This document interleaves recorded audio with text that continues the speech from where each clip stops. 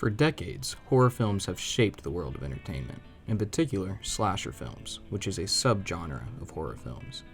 Movie critics can't help but think of their favorite thriller when asked, "What is your favorite movie?" Film scholars have found that the main formula, such as the aesthetics and visual elements, play a small role in creating bait for horror addicts. From the natural perspective, one may think that horror addicts are obsessed with the ominous music or the thrill of seeing the strong survive in an environment created by havoc and hell. For 40 years, slasher films such as Halloween have given us insight into what might actually be the engine that drives the craving for horror addiction. By stereotypical archetypes and degrading women, film directors use principles such as these to capture their audiences. With this in mind, we raise these questions. 1. Does perhaps the male gaze dominate the horror genre? 2. Why is it that monsters in horror represent masculine features while their victims remain feminine? 3. Is there a misogynistic viewpoint that scrutinizes the representation of women in horror? Let's take a look.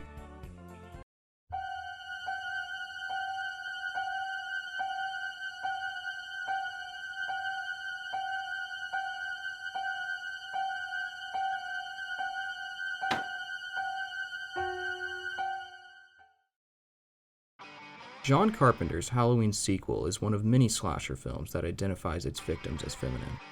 Fabricated in 1978, the film follows the story of a psycho killer named Michael Myers, whose chief aim is to murder anything standing in his way. Laurie Strode, who is the film's protagonist, goes through a series of events where she finds herself in a tangled battle with the killer Michael Myers. As fate would have it, she is generally the last one standing. Goodbye, Michael.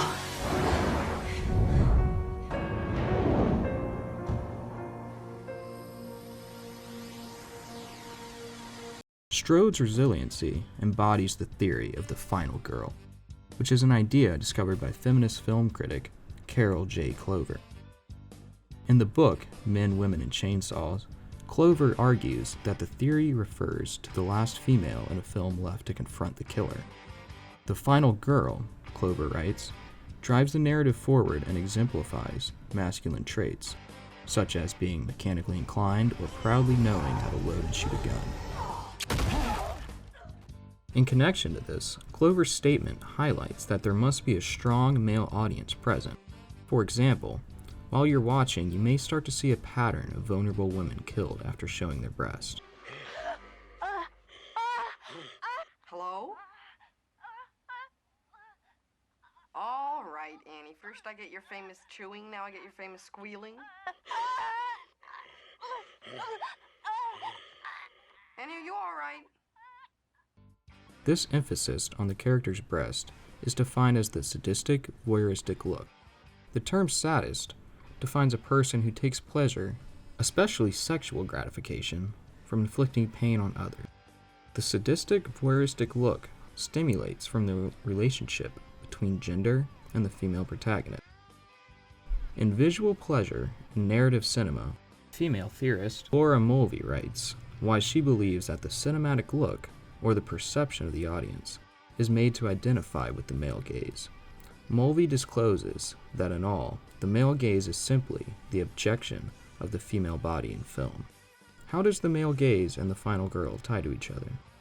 According to Gabrielle O'Brien, author of Surviving the Nightmare, Women in Horror, she quotes Clover's idea and concludes that the final girl makes it easier for the male viewer to identify with the female character.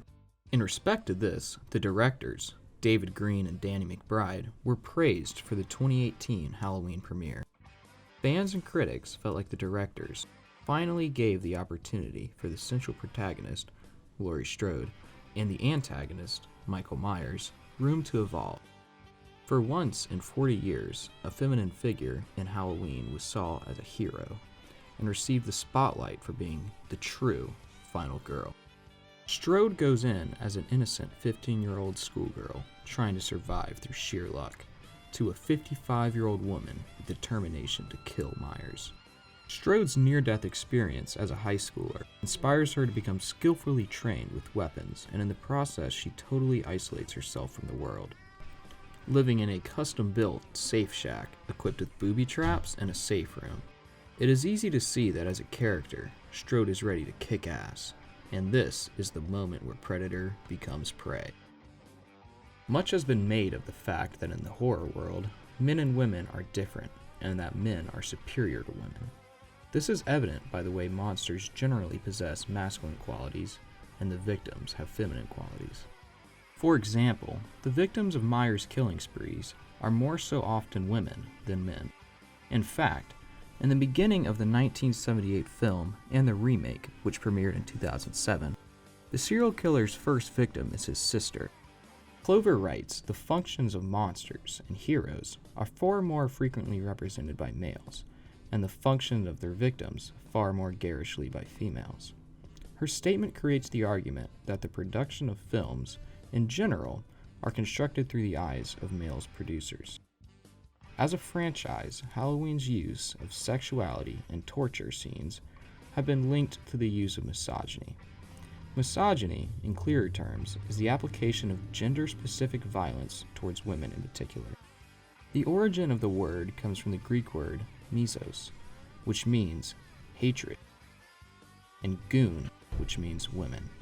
In conclusion of the article, Reimagining Homogeny and Misogyny, the author Ryan Lizardi argues that women in common horror films have longer torture scenes than men. Lizardi reasons that the suffering of women in horror films is stretched for the unconscious misogynistic views of the male to relish. In addition to Halloween's use of misogyny, it is important to mention female representation. Representation on screen has finally become a part of the culture concern. This theory of representation, discovered by cultural theorist Stuart Hall, can be broken down into one word: stereotypes. Hall mentions that stereotypes reduce people down into oversimplified cliches. While the horror genre and its filmmakers strive to make progress towards removing their sexual bait antics, women in the horror industry still have archetypes and walls to break down. The stronger and complex female characters being created in scary movies today represent the world we live in. However, the way women are represented in horror, and also in our over-sexualized media platforms, has to do with the audience, us. If we speak up, we have the potential to change not only the face of Hollywood horror, but also the stigma of selling sex in our country forever. As an audience, we have the ability to deface misogynistic and highly sexualized appetite of entertainment and media today.